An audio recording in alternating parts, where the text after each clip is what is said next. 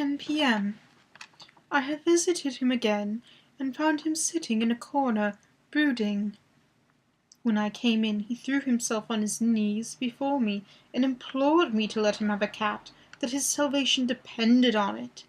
I was firm, however, and I told him that he could not have it, whereupon he went without a word, and sat down, gnawing his fingers, in the corner where I had found him. I shall see him in the morning, early. 20th July. Visited Renfield very early, before the attendant went his rounds. Found him up and humming a tune. He was spreading out his sugar, which he had saved, in the window, and was manifestly beginning his fly-catching again, and beginning cheerfully and with a good grace. I looked around for his birds, and not seeing them, asked him where they were. He replied, without turning round, that they had all flown away. There were a few feathers about the room, and on his pillow a drop of blood. I said nothing, but went and told the keeper to report to me if there were anything odd about him during the day. 11 a.m. The attendant has just been to me to say that Renfield has been very sick and has disgorged a whole lot of feathers. My belief is, doctor, he said, that he has eaten his birds, and that he just took and ate them raw. 11 p.m. I gave Renfield a strong opiate tonight, enough to make him sleep, and took away his pocket-book to look at it. The thought that has been buzzing about my brain lately is complete, and the theory proved. My homicidal maniac is of a peculiar kind. I shall have to invent a new classification for him, and call him a zoophagous, life-eating maniac. What he desires is to absorb as many lives as he can, and he has laid himself out to achieve it in a cumulative way. He gave many flies to one spider, and many spiders to one bird, and then wanted a cat to eat the many birds. What would have been his later steps? I would almost be worthwhile to complete the experiment. I might be done if it were only a sufficient cause. Men sneered at vivisection, and yet look at its results today. Why not advance science in its most difficult and vital aspect, the knowledge of the brain? Had I even the secret of one such mind, did I hold the key to the fancy of even one lunatic, I might advance my own branch of science to a pitch compared which Bird and Sanderson's physiology or Ferrier's brain knowledge would be as nothing. If only there were a sufficient cause! I must not think too much of this, or I may be tempted. A good cause might turn the scale with me, for may not I too be of an exceptional brain congenitally? How well the man reasoned! Lunatics always do within their own scope. I wonder at how many lives he values a man, or if it only one. He has closed the account most accurately, and today began a new record. How many of us begin a new record with each day of our lives? To me it seems only yesterday that my whole life ended with my new hope, and that I truly began a new record.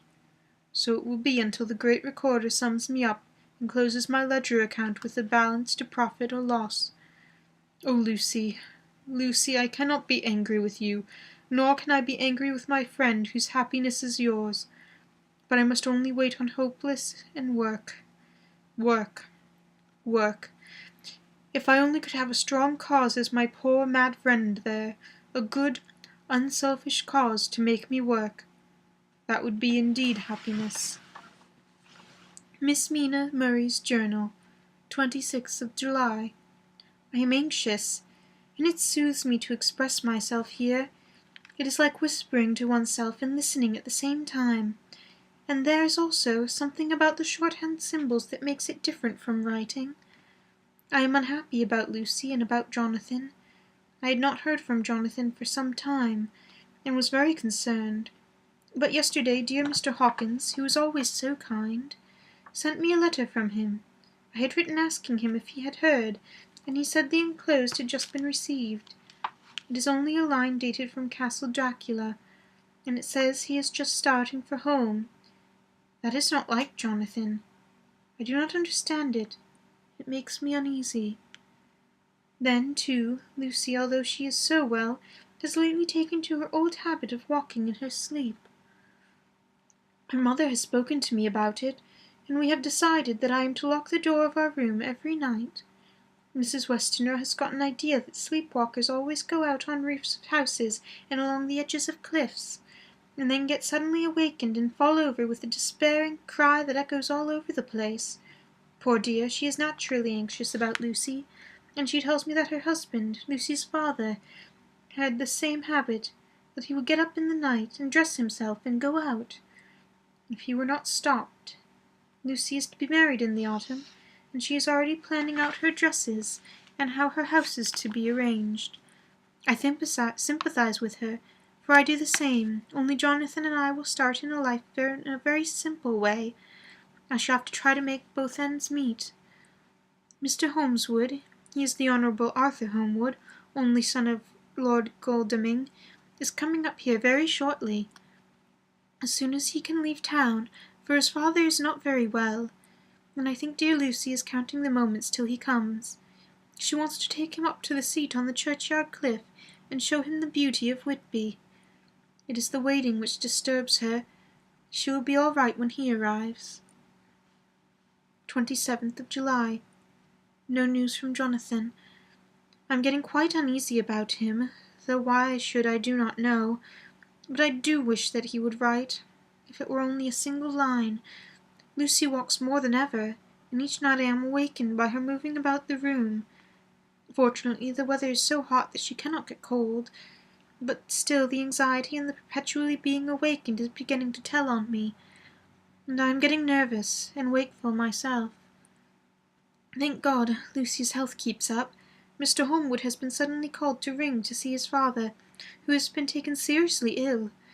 Lucy frets at the postponement of seeing him, but it does not touch her looks.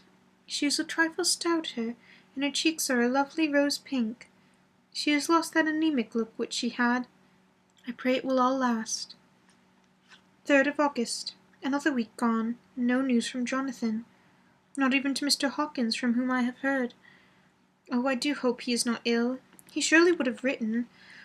I look at that last letter of his, but somehow it does not satisfy me. It does not read like him, and yet it is his writing. There's no mistake of that. Lucy has not walked much at her sleep this last week, but there is an odd concentration about her which I do not understand. Even in her sleep she seems to be watching me. She tries the door, and finding it locked, goes about the room, searching for the key. 6th of August. Another 3 days, and no news. The suspense is getting dreadful. If I only knew where to write to, or where to go to, I should feel easier. But no one has heard a word from Jonathan since that last letter. I must only pray to God for patience. Lucy is more excitable than ever, but is otherwise well. Last night was very threatening, and the fishermen say that we are in for a storm. I must try to watch it and learn the weather signs. Today is a grey day, and the sun as I write is hidden in the thick clouds. High over Kettleness, everything is grey except the green grass, which seems like emeralds amongst it, grey earthy rock, grey clouds tinged with the sunburst at the far edge, hang over the grey sea, into which the sand points stretch like grey fingers.